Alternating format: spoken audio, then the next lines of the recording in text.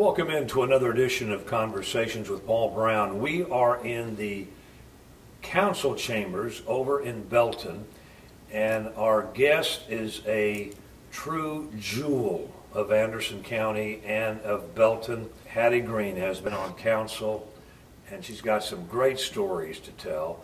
Not long ago, they dedicated part of Belton to her, and we're going to talk about that. We moved up in Anderson County with the Bridgemans from Greenville County over here, but I really didn't want to come because the people we lived with were so nice to me. And when my other sister was in school, I would have to go down there because my mother was always sickly. And I would go down and they'd fix the medicine and I'd take it back. But they make the best biscuits and put sugar and butter in it, and I loved that, and I wanted to stay in Greenville County. But we moved over here in Anderson County with the Bridgeman, and my father worked there. He was a sharecropper. Sharecropper, yeah, he was a sharecropper. And I cannot remember a time when we didn't have somebody living with us that besides just the three girls and the parents, because some of the family was always in the house with us. And it looked like when somebody would leave, they'd get more, somebody else would come in. But it was always a joy to have somebody. And it's just good to know that you have people that love people enough that'll take them in and try to help take care of them. But after we moved over here, I went to school in Belton. But my parents did not bring any information. I was in third grade, so I had to repeat the third grade. And then I went to a little one-room school in New Hope Baptist Church. It was a school behind the church. And I finished there in the seventh grade. And then I came back to Belton, and I finished high school, and I went to Morris College for a couple of years. And I came back from school, and I met my husband. We married, and we went to stay in the house with his parents for 3 weeks. That was in 1949. And I'm still in the same house. It's been a long 3 weeks. But you never left? Never left. No, I'm still there. And I was telling some of them not long ago, I won't leave. When I leave there, I'm going to my heavenly home. Yeah. I said, because I don't plan to get another place to live as long as I'm comfortable. It's a small house, but I'm comfortable there, and I think it's big enough for me. That's pretty amazing, though, Hattie, that the fact that you have never lived anywhere else since you got married in '49. Mm-hmm.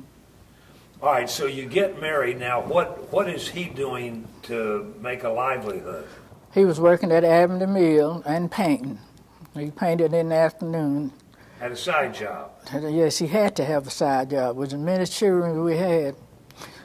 And he would... Because you had 6. We had 6, three boys and 3 girls. Okay. And then what would you do to help with the income? Well, I washed and I ironed for people, and I worked in people's houses, 50 cents an hour. And we made it.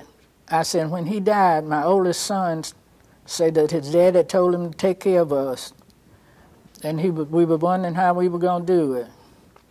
But you know, the Lord just blessed me. I started cooking and cooked for different people and cooked for First Baptist Church. And then I started catering. And I catered for a while. And that helped us out. Because I used to iron at night while the children were in the bed asleep. But the funny part about it, I always loved Pepsi-Colas. And I would drink a Pepsi and eat chocolate-covered peanuts while they were asleep. And then one night I got sick for eating that, and my husband was telling me I should divide with the children. See, I would do that while they were asleep so I could get her to eat them all. It's kind of hard to think of all the things that I had to do, and I don't understand. Well, I know how it happened, though, because the Lord just carried me through. Because I used to be a Brownie leader, and I used to be the secretary of Sunday school, and I taught the junior girls Sunday school class at church.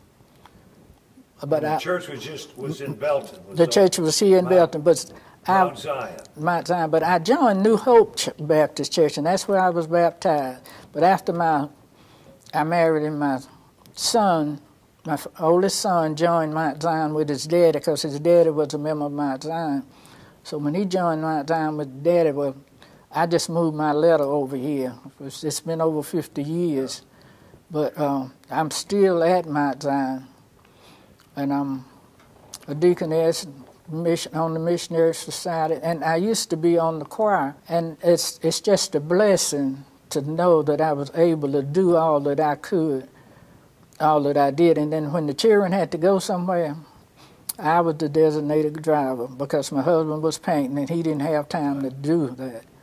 But now, with me working for different people, it has really paid off because it's just a blessing to know that people love me and appreciate me enough to do the things that they're doing. We are chatting in Belton. We are in City Council chambers with Hattie Green.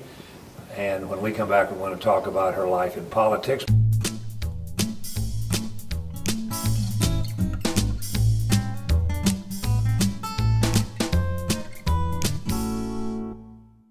I started coming to the council meeting so I could get things firsthand. You know how you get things secondhand when you're not around. When the council meeting was over, Wallace Shaw, Bob Tugwell, came down to me and started talking. And I told him, I said, you know, we're not treated right.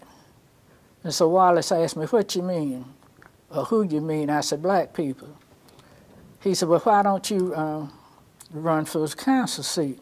I said, well, I'll pray about it. And I did, and I prayed about it, and I won, and I've been here 16 years. So I tell them because really and truly, but now Bob and Wallace both were real nice to me because anytime we had to go out of town, they would take me, and I appreciate that. The way council is elected in Belton is you represent Ward 2. Ward, and in your case, Ward 2. Mm-hmm. But the entire town votes for the candidates from the wards. From every ward. It just happened that I had enough write-in votes. They had to count them to pull me through. And that's how you won with the write-in votes? With the write-in votes. But it was close the other way, but really and truly, I just say Ward 3 and 4 and 6 is the one put me in. And when you first joined council, what kind of a reception did you receive being the first minority on council? Everybody was nice to me. If I needed to go somewhere or something, some of them was willing to take me. And I appreciate that. And I think about now, since I'm not able to drive at night, I don't have to worry about coming to the council because if Jim Bright didn't pick me up, Alan Sims will. Right. So they're watching out for you. They watch out for me, and I appreciate that. Everybody in Belton has been nice to me. And I told, after my husband died, some of my in-laws wanted me to go to Philadelphia. I had 2 children at home. But I told them no, because I was already established here. And by that being an in-law, if it did, I would have. But I'm glad I didn't, because in the big cities, it's not good to live, especially if you have children. Not to me. Right. And I've always liked a small place. And I tell you, I wouldn't want to stay nowhere but Belton. Yeah. Well, it's home. Yes, it's home. And literally, your home has been the only home you've had. And I tell you, I said, because you know what? It's just a blessing to have people that's nice to you. Yeah. I know my mother used to always say, treat people like you want to be treated. And that's what I have always tried to do. And people have really been, everybody have just really been nice to me. You have seen this council move in 2 directions. One, you were elected as a minority. You were, at that time, the only woman on council. And now what has happened? Now we have 4 ladies and 2 men. And somebody asked me, how you think that's going to do? I think it's going good now. And women bring something to council that us men just don't have, do you think? It must be. I hadn't thought of it that way, but I'm sure that's what it is. A lot of times, women's think different than men's, and that makes a difference. Recently, the town of Belton and some others got together and honored you. Tell me what they did and how special that was for you and your family. Well, how it started, Lynn Phillip used to live here, and her grandmother used to live not far from me. And she would come and play with my children, and she said then that she always admired me. And so she came up once, she was in Columbia, she came up and asked me could she do something for me. And I told her yeah, but I didn't know what she was going to do. So anyway, she decided, I don't know what she decided to do, but when she talked to Rex Maynard and some of Moses Marshall's children, they decided they would try to get the Crescent Award. Which is given by the governor, by the state of South Carolina to residents in the state. That's right. Okay. Rex got peoples to write the government and all, and then they got a bench, and well, Rex told me he wanted me to come out and have a picture made, and I did, and then I don't know what they call this picture they made of me up there, but they made the picture, and the picture and the bench was in honor of me, and I think that was one of the most important things could have happened to me in my life. And it's near the library. And it's near the library. Part of a little trail that they have. Yes, it's the beginning of the walking trail that goes from the library up to the Leopold Park. Right. It's just an honor to do that. And the bench, I said, I was figuring it was going to be, about like a little old swing, but they got a bench that kind of round, so with all of my children, we could sit on that bench and talk to each other. Slowly, I want you to give me the number of grandchildren and great-grandchildren that have now become part of you. I have 30 grandchildren, and I have 35 great-grandchildren. It's between 16 and 20 the fifth generation, great-great-grandchildren. But I'm proud of all of my grandchildren, and I got my oldest grandson.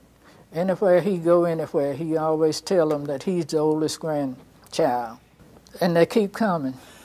So you've got to look back, Miss Hattie, on what you've accomplished and what you've brought to the town of Belton and the way that the town has reacted to you, and have a certain amount of satisfaction that despite the hardships, despite the setbacks, besides the mountains you've had to climb, you've done a lot for the community, and it seems to me that they appreciate you. They do.